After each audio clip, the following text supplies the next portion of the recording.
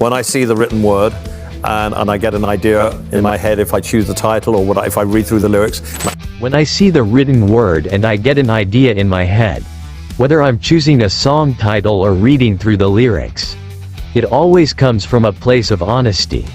And no one in the music world embodies unfiltered honesty quite like the flamboyant piano legend, Sir Elton John. From dazzling sequined outfits to sold-out stadiums, Elton has captivated global audiences for over 5 decades. But behind those bedazzled glasses lies one of the most brutally honest voices in music, a man unafraid to speak his mind, even if it sparks controversy.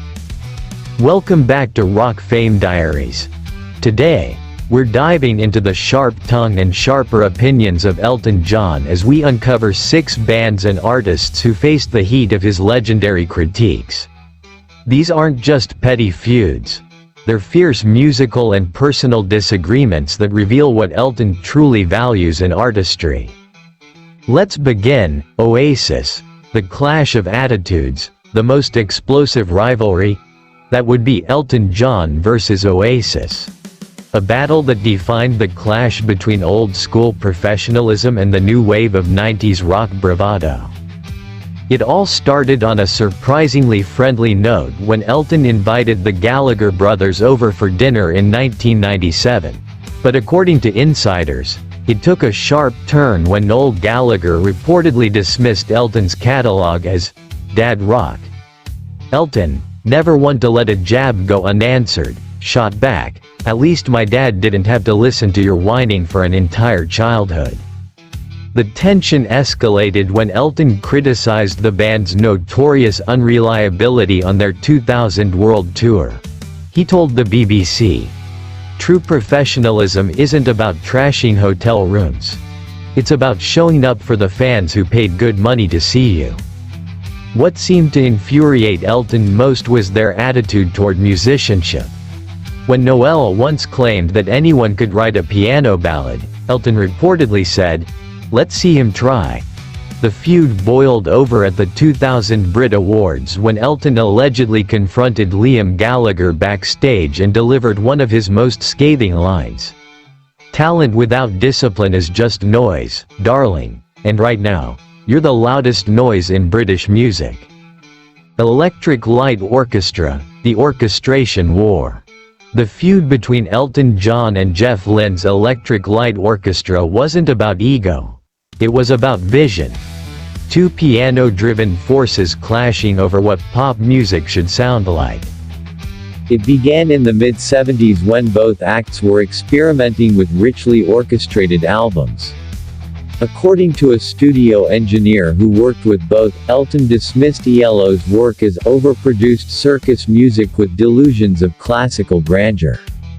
When Evil Woman soared up the charts while Island Girl faltered, Elton allegedly quipped to his band, "Anyone can make a hit when you've got 40 violins drowning out the melody." Elton felt their symphonic style was masking weak songwriting. In an interview promoting Blue Moves, he jabbed, "Some people think orchestration means musicality. It doesn't. It often means hiding mediocre songwriting behind a wall of sound." Despite decades of parallel success, the 2 acts never collaborated, proof that not all artistic rivalries end in a handshake. The Rolling Stones, a battle of evolution. Few rivalries in rock run as deep, or as ironic, as the one between Elton John and the Rolling Stones. It all started in the mid-70s when both were peaking commercially. During a backstage moment at Madison Square Garden, Elton reportedly told Mick Jagger, "Darling, not everyone can pull off both the band and a solo career. Some of us were born for solo stardom. Others should stick with their day jobs." What truly grated Elton was what he saw as the Stones' refusal to evolve. In a 2011 Rolling Stone interview, he said, "What's so rebellious about still trying to be the bad boys of rock in your 60s? Real rebellion is musical evolution, not the same 3 chords for decades." Their feud deepened when Elton's theatrical shows made the Stones' minimalist stage presence seem outdated. Keith Richards later admitted in his autobiography that Mick was furious at how Elton's concerts made them look old school. Elton's response: "If they spent less time trying to look cool and more time on the music, they wouldn't have to worry about being upstaged." Even during the Stones' 50th anniversary tour, Elton remained sharp. Celebrating longevity is one thing, but shouldn't there be something new to celebrate in those 50 years? Queen, one crown too many. Elton John and Queen, two titans of British rock. Their relationship? Complicated. In the early days, tensions arose while both were recording at the same London studio in 1974. A sound engineer recalls Elton scoffing at Queen's style, calling it theatrical nonsense masquerading as rock. When Bohemian Rhapsody overshadowed Elton's Island Girl, he reportedly told his manager, "Anyone can have a hit if they spend 3 weeks layering vocals. Some of us prefer to get it right the first time." Freddie Mercury's stage persona particularly irked Elton, with many fans drawing comparisons between the two. After Live Aid in 1985, Elton joked to friends, "There's only room for one queen in British rock, and I've worn that crown for years." Their rivalry wasn't just professional, it was personal. After Queen collaborated with David Bowie on Under Pressure, Elton allegedly remarked, "Freddie's always been desperate for artistic credibility. Some of us don't need to borrow it from David." Yet, during Freddie's illness, Elton was one of his most loyal friends. As he later wrote in his memoir, "In this business, your fiercest competitors are often the ones you secretly admire the most." Moby, button pushers and bedazzled keys. Elton's disdain for electronic artist Moby wasn't just personal, it symbolized a generational clash in the music world. When Moby's album Play took over the charts in 1999, Elton mocked the trend, "Button pushing isn't musicianship.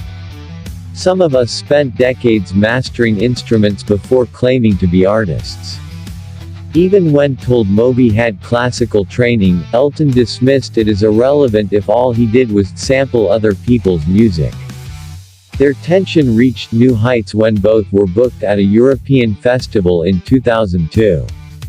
Elton refused to share catering space, saying, "I don't break bread with people who break records apart for a living."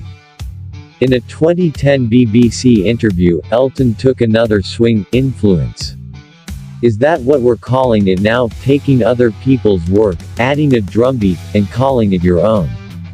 In my day, we called that something else entirely. This feud has outlasted most, with Elton never backing down on his belief in traditional musicianship. The Beatles, friendly fire. Now, not all of Elton's clashes were hostile, some were rooted in deep admiration and complex feelings. His relationship with the Beatles, particularly post-breakup, was one such case.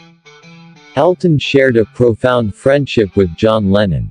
The two collaborated on Whatever Gets You Through the Night, and Elton joined Lennon for his final live performance in 1974. But his views on the other ex-Beatles were less generous.